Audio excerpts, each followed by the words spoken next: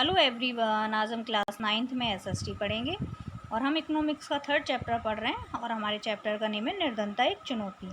इस चैप्टर के द्वारा हम समझेंगे कि निर्धनता क्या है। तो निर्धनता से यहाँ से भूखमरी और आश्रय का ना होना है। भूखमरी यानी कि जिसके पास खाने के लिए कुछ नहीं है वो भूखा मर रहा है, और आश्रय यानी कि जिसके पास रहने के लिए नहीं है वो व्यक्ति निर्धन कहलाएगा, या फिर उस व्यक्ति के पास जो भी चीज़ है उसको हम निर्धनता कहेंगे। निर्धनता की एक सिंपल सी डेफिनेशन को समझेंगे कि मूलभूत आवश्यकताओं के अभाव को निर्धनता कहा जाता है। और हमारी मूलभूत आवश्यकताएं कौन सी हैं? रोटी, कपड़ा और मकान जो है हमारी मूलभूत आवश्यकताएं हैं। मुख्य सूचक, पहला है निरक्षरता, दूसरा है बेरोजगारी, तीसरा है खराब स्वास्थ्य एवं कुपोषण, चौथा है भूमिहीनता, पांचवा है असहायता, छठवा है बाल श्रम, सातवां है साफ सफाई का ना होना। कहने का मतलब है निरक्षरता यानी कि जिसके पास शिक्षा नहीं है उसको हम निरक्षर कहेंगे। बेरोजगारी, जिसके पास काम नहीं है उसे हम बेरोजगारी कहेंगे। खराब स्वास्थ्य और कुपोषण, जिसके स्वास्थ्य में कमी होगी, जिसके एनीमिया की बीमारी होगी, खून की कमी होगी, जिसके पास खाने के लिए पर्याप्त साधन नहीं होंगे उसको हम कुपोषण कहेंगे। भूमिहीनता, जिसके पास अपनी स्वयं की भूमि नहीं होगी उसे हम भूमिहीनता कहेंगे। असहायता, जो व्यक्ति बिल्कुल असहाय है, किसी के बिना मदद के नहीं चल सकता, बिना मदद के कोई कार्य नहीं कर सकता, उसे हम असहायता कहेंगे। बाल श्रम, यानी कि एक नियम है कि 14 ईयर्स से कम ईयर का बच्चा कोई भी है और उसे हम अगर श्रम पर लगा रहे हैं तो वो अपराध है। उसी तरह से तो 14 वर्ष से कम उम्र का कोई भी बालक अगर कार्य करता है तो उसे हम बाल श्रम कहेंगे। ये क्या है? निर्धनता के सूचक हैं। इनसे हमें पता चलता है कि यहाँ कितनी निर्धनता है। साफ सफाई का ना होना, तो निर्धन व्यक्तियों के यहाँ पे हमने एक चीज़ देखी है कि वहाँ साफ सफाई का थोड़ा सा अभाव होता है, उसे हम कहेंगे कि साफ सफाई का ना होना जो है वो भी निर्धनता के प्रमुख सूचक के रूप में जाना जाता है। महात्मा गांधी का कहना था कि भारत सही मायने में तभी आज़ाद हो पाएगा जब यहाँ सबसे निर्धन व्यक्ति भी मानवीय व्यथा से मुक्त हो पाएगा। कहने का मतलब है कि यहाँ का गरीब से गरीब व्यक्ति भी जब अपनी मूलभूत आवश्यकताओं की प्राप्ति कर लेगा तभी यहाँ से गरीबी को मिटाया जा सकता है। अगर हम देखें सामाजिक वैज्ञानिकों का मत, तो समाज और मानवीय संबंध के बारे में अनुसंधान करने वाले लोगों को सामाजिक वैज्ञानिक कहते हैं। यानी कि जो समाज की पढ़ाई करते हैं, जो समाज के बारे में जानकारी रखते हैं, उसे हम सामाजिक वैज्ञानिक कहते हैं। सामाजिक अपवर्जन और असुरक्षा पर आधारित निर्धनता का विश्लेषण अब बहुत सामान्य होता जा रहा है। अगर हम देखें तो अब सामाजिक अपवर्जन को समझेंगे कि सामाजिक अपवर्जन क्या है।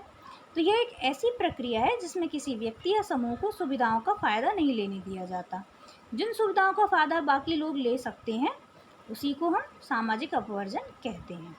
भारत के अंदर जातिवाद सामाजिक अपवर्जन का एक बहुत अच्छा उदाहरण है। किसका उदाहरण है वो? जातिवाद जो है सामाजिक अपवर्जन का ही एक उदाहरण है। अगर हम देखें तो सामाजिक अपवर्जन निर्धनता का परिणाम ही नहीं, कारण भी है। सामाजिक अपवर्जन से आय ही कम नहीं होती है बल्कि सामाजिक क्षति भी पहुंचती है, यानी कि समाज में उनका जो स्थान है उसमें भी कमी होती है। असुरक्षा एक शब्द है, वैसे हम इससे परिचित हैं लेकिन फिर भी समझते हैं।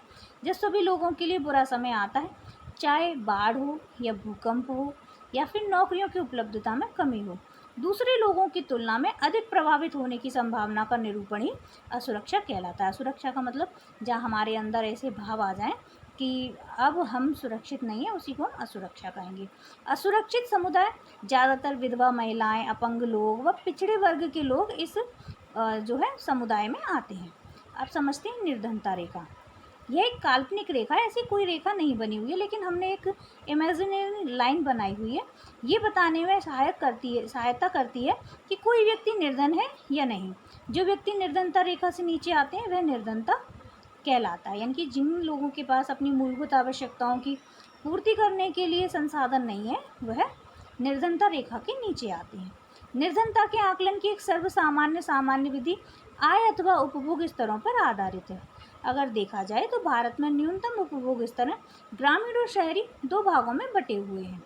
ग्रामीण क्षेत्र में जो है 2400 कैलोरी की आवश्यकता होती है, वहीं शहर में 2100 कैलोरी की आवश्यकता होती है। भारत में न्यूनतम आय जो है 2011-12 का एक सर्वेक्षण है, उस सर्वेक्षण के आधार पर ग्रामीण क्षेत्र में 816 है और शहरी क्षेत्र में 1000 है। शहरी लोगों की न्यूनतम उपभोग दर भी कम है, साथ ही आय भी वहाँ पे ज़्यादा है। इसका कारण शहरी क्षेत्रों में चीज़ों को ज़्यादा दामों पर बेचा जाता है, या फिर हम कह सकते हैं कि वहाँ पर चीज़ें ज़्यादा दामों में मिलती हैं। हमारे देश में निर्धनता रेखा अलग होती है, परंतु विश्व बैंक के विकासशील देशों ने अंतर देखने के लिए एक अंतर्राष्ट्रीय निर्धनता रेखा स्थापित की है या फिर निर्धारित की है।